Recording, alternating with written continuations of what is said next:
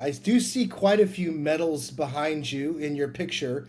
Can walk us through some of those? I mean, that's uh, some people might think they're trivial, but knowing how important they are in a runner's journey, I'd love to hear about some of the races you've done and kind of where you've started as far as your race journey.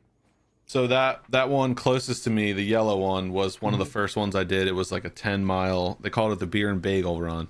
So it goes around like a Christmas tree farm, and there's a little bit of elevation, but nothing crazy. But for my fitness level at that point, and I was still wearing an Apple Watch, so I didn't know what I was doing. But at my fitness level at that point, I was slower than everyone. So it was funny because you get a beer and a bagel afterwards, and I might have been the last guy. I might have got one beer because they were like closing up because it took me a little bit, but I finished, which was awesome.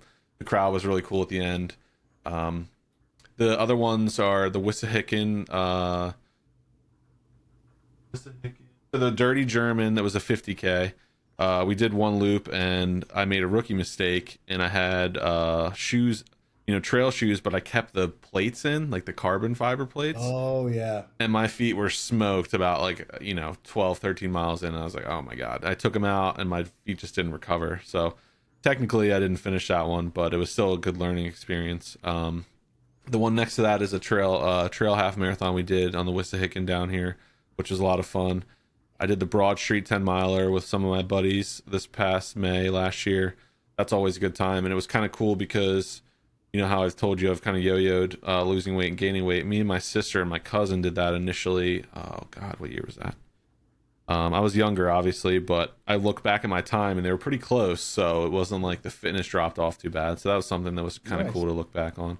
The buckle, there's a buckle on that orange lanyard, and that was a the backyard. What the hell? What they call it?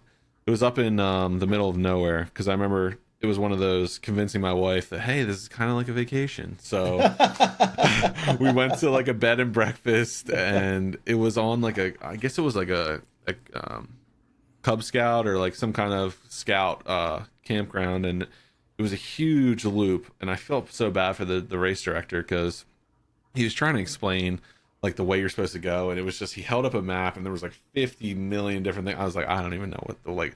He's like, I tried to lay it out as best I could, and it was hot. It was like June. It was rained. It was hot, and then somehow it was a Ooh. little like you had every experience.